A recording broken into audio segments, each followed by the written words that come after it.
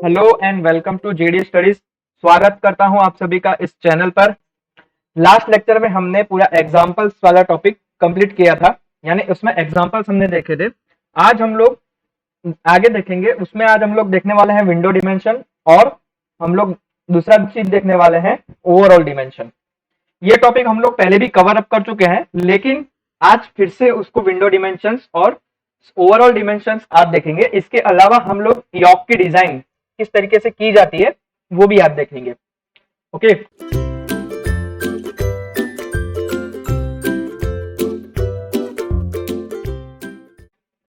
सो यहाँ पे आपको एक ट्रांसफॉर्मर की फ्रेम फिगर में दिख रही होगी, जिसमें आपका जो स्मॉल ए वाला एरिया है, यहाँ पे कुछ एब्रीविएशंस हैं। मैं यहाँ पे आपके लिए एब्रीविएशंस लिख देता हूँ। जैसे आप अगर स्मॉल ए लिखते हैं तो उसका मतलब क्या होगा, वो हो गया आपकी width of largest damping, width of largest damping. Then इसके बाद स्मॉल डी, जो आपको यहाँ पे फिगर में दिख रहा होगा, वो स्मॉल डी आपको क्या डिसाइड करता है, diameter of circumferring diameter of circumscribing circle. Okay, then आपका कैपिटल डी है यहाँ पे। कैपिटल डी क्या डिनोट करता है, डिस्टेंस बिटवीन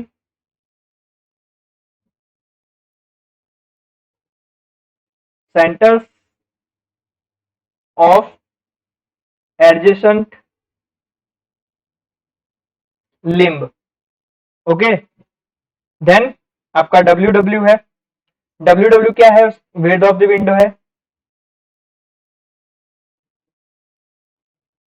एच डब्ल्यू भी है आपका। एच डब्ल्यू क्या है, height of window.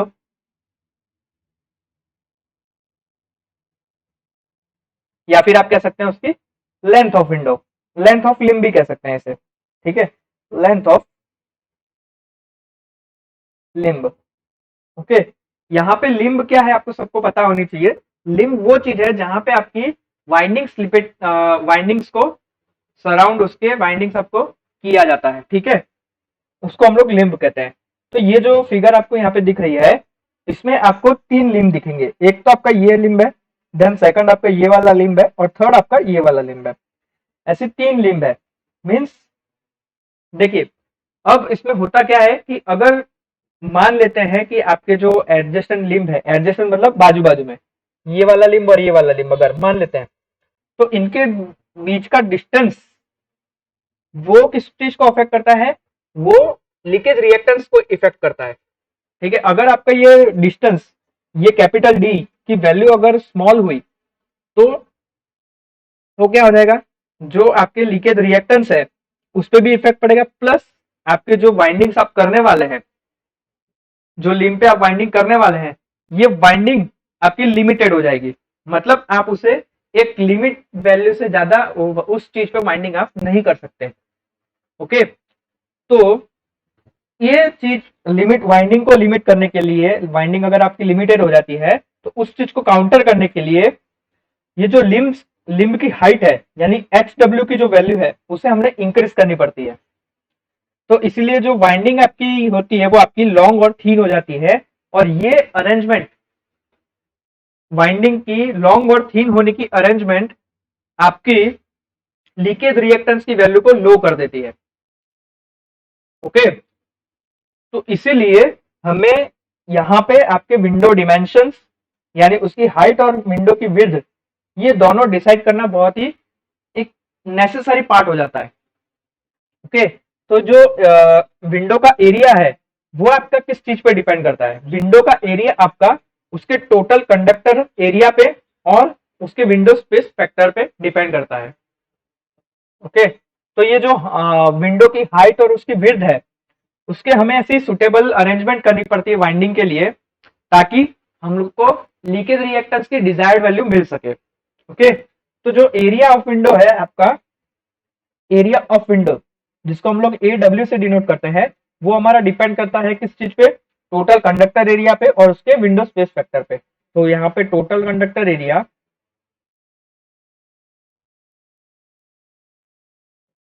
Divided by उसका विंडो स्पेस फैक्टर।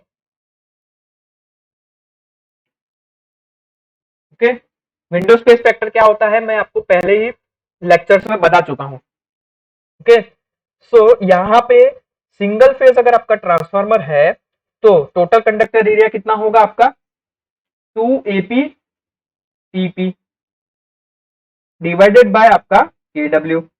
यहाँ पे 2 क्यों आया, क्योंकि सिंगल फेज ट्रांसफार्मर के जो एडजेसेंट लिंब होते हैं, देखिए ये आपका अगर विंडो है, ठीक है, ये आपकी विंडो है अगर, ठीक है, तो यहाँ पे आपका ये जो विंडो बन रही है, यहाँ पे ये सिंगल फेज ट्रांसफार्मर के लिए आपकी जो वाइंडिंग्स होती है वो एक लिंब पे HV और LV एक एक होती है।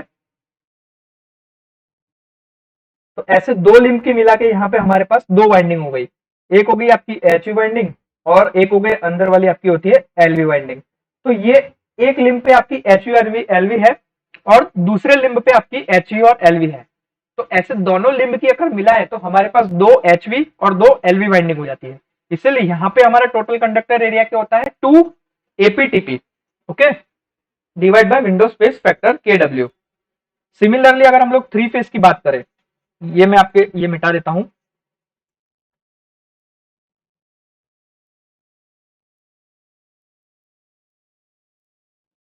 सिमिलरली अगर हम लोग थ्री फेज की बात करें तो थ्री फेज में हमारी ऐसे चार वाइंडिंग होती है, जैसे 4 AP, तो यहाँ पे 4 APTP divide by KW। Simple, यहाँ पे मैं लिख देता हूं फॉर सिंगल फेज और फॉर थ्री फेज, ओके।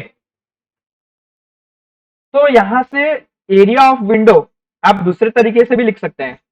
देखिए, ये जो आपका एरिया है, ये एरिया आपका क्या कंसिस्ट करता है, ये वाला एरिया, ये आपका कंसिस्ट करता है उसकी हाइट और उसकी विड्थ, डब्ल्यू और HW। तो अगर हम डब्ल्यू और HW का मल्टीप्लाई कर दे तो हमें एरिया मिल जाएगा विंडो का, ओके। तो हम लोग एरिया ऑफ विंडो AW कैसे लिख सकते हैं, हम लोग AW को हम लोग दूसरे तरीके से लिख सकते हैं हाइट ऑफ विंडो यानी HW मल्टीप्लाई बाय WW यानी विड्थ ऑफ द विंडो। तो यहाँ पे जो height to the width window का जो रेशियो होगा, यानी HW डिवाइड बाय WW जो होगा वो आपका बिटवीन बिटवीन 2 to 4 के बीच में आना चाहिए, ओके। तो हम लोग क्या करते हैं ये जो रेशियो है WW और HW का जो रेशियो है, ये हम लोग ऐसा सुटेबल अज्यूम करते हैं कि हम लोग एरिया ऑफ विंडो को फाइंड आउट कर सके, उसे कैलकुलेट कर सके इजीली, ओके।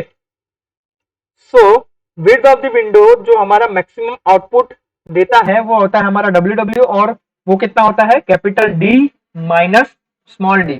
कैपिटल D क्या है आपका, देखिए कैपिटल D क्या है आपका, वो है आपका distance between centres of adjacent limb, और स्मॉल d क्या है आपका diameter of circumscribing circle, okay.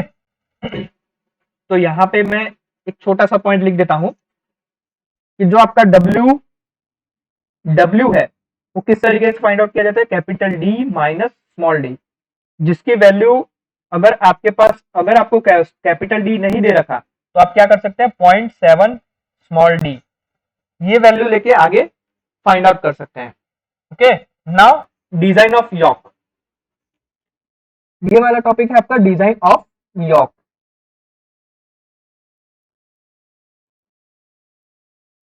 तो यॉक की डिजाइन कैसे करी जाती है, तो यॉक होता क्या है, देखिए यहाँ पे फिगर में आपको दिख रहा होगा, ये चीज जो आपको डॉटेड लाइन से बता रखी है ये आपकी लिम्ब है, ठीक है, ये तीन लिम्ब यहाँ पे आपको बता रखे हैं। लेकिन जो ऊपर वाला पार्ट होता है, विंडो के ऊपर वाला पार्ट जो सलग होता है, ये आपका कहलाता है यॉक।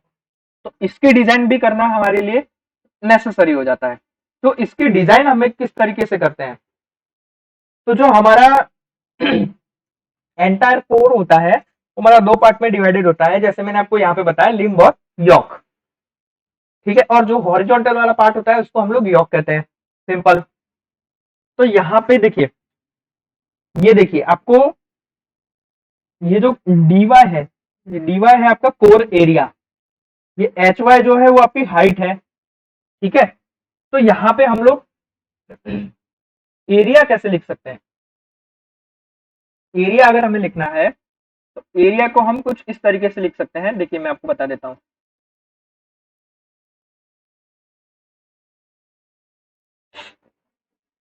जैसे हमारा एरिया हमें लिखना है, एरिया ऑफ यॉर्क। तो यहाँ फिगर के अकॉर्डिंग हमारा एरिया क्या है? वो है हमारा एरिया ऑफ हमारा है एक ए वाई। ठीक है, ए वाई है हमारा। तो ए वाई को हम लोग कैसे लिख सकते हैं? तो उसकी एक तो उसकी डेप्थ हो गई, कितना इनर है यानी ये वाला पार्ट, और इनटू उसकी हाइट हो गई यानी एच वाई वाला पार्ट। तो हम लोग कैसे लिख सकते हैं? A Y is equal to depth of the yoke यानी capital D Y multiply by उसकी हाइट। 3D में आपको सोचना है, कुछ चीजें आपकी 3D में अगर होती है, जैसे ये आपका कोई स्क्वायर है, ये अगर आपका 3D में आपको दे रखा है, तो अगर आपको इसका एरिया निकालना है तो कैसे निकालेंगे? इसकी डेप्थ लेंगे, ये वाली चीज लेंगे, और उसकी ये वाली चीज लेंगे, हाइट लेंगे। ओके, देन उसकी लेंथ लेंगे। ये तीन चीज आप इसे कंसिडर करेंगे। तो ऐसे ही आपको यहाँ पे भी ये चीज कंसिडर करनी है कि आपकी डेप्थ दे रखी है आपको, और आपको उसकी हाइट दे रखी है। तो आप वहां से एरिया निकाल सकते हैं, D Y into H Y. यहाँ पे आपका जो डी वाई है, ये डी वाई क्या है आपका? ये है आपकी width of largest core stamping.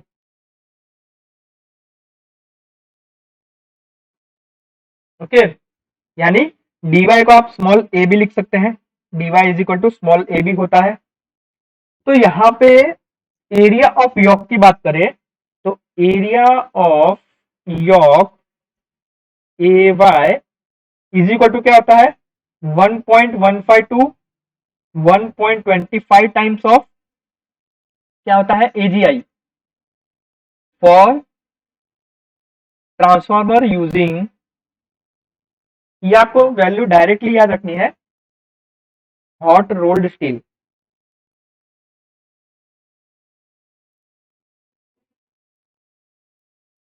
Okay, ये एरिया ऑफ यॉर्क यानी क्या होता है? 1.5 to 1.25 times of AGI for transformer using the hot rolled steel. Okay, लेकिन अगर आपका ग्रेन ओरिएंटेड स्टील अगर आपको यूज किया है तो आपका ए वाई क्या होगा? ए वाई आपका होगा एजीआई जितना। ठीक है, for transformer using grain oriented steel. Okay, तो यहाँ पे हमारा जो विंडो यॉक का हमारा डिजाइन थी वो यहाँ पे कंप्लीट होती है। आपको एक ही चीज याद रखनी है, सिर्फ एरिया फाइंड आउट करना है। एरिया के लिए आपको डी वाई और एच वाई फाइंड आउट करना है, और डी वाई आपका क्या है? स्मॉल ए के बराबर है। ओके, और अगर आपको ऐसा दे रखा है कि आपकी वाइंडिंग ट्रांसफार्मर जो आपका हॉट रोल स्टील का बना हुआ है, तो आपको ए वाई की वैल्यू क्या लिखनी है? 1.15 से लेके 1.25 के बीच में लेनी है, मल्टीप्लाई बाय एजीआई करना है। और अगर आपका ग्रेन ओरिएंटेड स्टील आपको दे रखा है तो ए वाई इज इक्वल टू आपको क्या रखना है? सीधा एजीआई की वैल्यू रखनी है। ओके, नाउ तीसरा हमारा टॉपिक है ओवरऑल डिमेंशन। तो यहाँ पे ओवरऑल डिमेंशन की मतलब क्या है आपका? What meaning about the overall dimension? इसका मतलब है कि आपको ट्रांसफार्मर का जो आपका टैंक वाला हिस्सा है, जो वाइंडिंग वाला हिस्सा है, जो कोर वाला हिस्सा है, ये सारी चीजें, ये सारी चीजों की डिजाइन और इसकी कैलकुलेशन आपको ओवरऑल डिमेंशन में आपको कंसिडर करनी है। ठीक है, जैसे आपको यहाँ पे फिगर में दे रखा है, एक सिंगल फेस कोर टाइप का ट्रांसफार्मर आपको दे रखा है यहाँ पे। तो देखिए, ये आपकी वाइंडिंग, ये आपका जो है वो आपका कोर वाला एरिया है, ये वाला एरिया। देन उसके ऊपर की जो ये लेयर है, ये आपका वाइंडिंग वाला एरिया है, जो सर्कमस्क्राइबिंग सर्कल जिसे हम लोग कहते हैं वो है। और जो बाहर वाला एरिया है वो सेकेंडरी वाइंडिंग है, या फिर आप कह सकते हैं एचवी वाइंडिंग है। ठीक है, तो यहाँ पे ये टोटल, ये देखिए, ये जो बाहर का सर्कल है, बाहर वाला सर्कल, तो इतना जो एरिया कवर हो रहा है ये आपका एक लिंब पे वाइंडिंग के साथ कवर हो रहा है, ठीक है। और इसके अलावा ये जो स्मॉल डी दे रखा है, ये स्मॉल डी क्या है आपका, डायमीटर है किस चीज का, सर्कमस्क्राइबिंग सर्कल का, स्मॉल डी, ठीक है। और कैपिटल डी क्या है आपका, ये कैपिटल डी, ये है आपका distance between centres of adjacent limbs, मतलब दो लिम्स है उनके सेंटर के बीच का डिस्टेंस है हमारा कैपिटल डी। डब्ल्यू डब्ल्यू है आपकी width of the window, H W height आपकी क्या है, हाइट है एच डब्ल्यू क्या है आपकी हाइट ऑफ द विंडो, या फिर आप कह सकते हैं length of limb. H Y क्या है आपका, हाइट ऑफ यॉक। और कैपिटल एच, यहाँ पे जो कैपिटल एच दे रखा है आपको वो क्या है आपका, वो ओवरऑल हाइट है ट्रांसफॉर्मर की यॉक के साथ, ठीक है। मतलब ओवरऑल फ्रेम के साथ कितनी हाइट बनेगी ट्रांसफॉर्मर के लिए, वो कैपिटल एच है। और कैपिटल डब्ल्यू क्या है आपका, लेंथ ऑफ द यॉक, या फिर आप कह सकते हैं overall length of the frame, ठीक है। तो ये एब्रिविएशंस थे जो मैंने आपको यहाँ पे बताए, ये सारे एब्रिविएशंस मैं आपको यहाँ पे लिख देता हूँ। जैसे सबसे पहले हमने देखा स्मॉल डी, स्मॉल डी क्या है आपका, डायमीटर है, diameter of circumscribing circle. Capital D क्या है आपका, distance between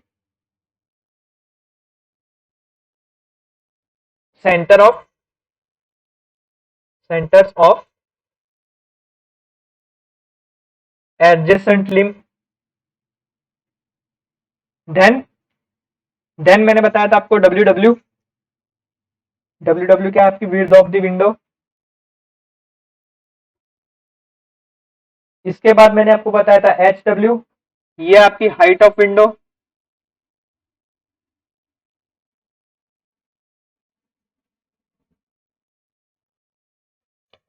then H Y, H Y क्या है आपका, हाइट ऑफ यॉक।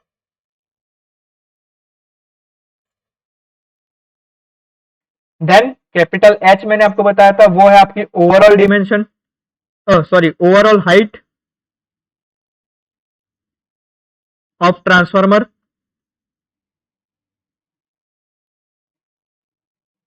देन आपका कैपिटल डब्ल्यू है, वो है आपकी length of the yoke, length of yoke, या फिर आप कह सकते हैं और overall overall length of frame, length of frame, okay. So ये फिगर से आप क्या फाइंड आउट, देखिए मैं आपके लिए यहाँ मिटा देता हूं।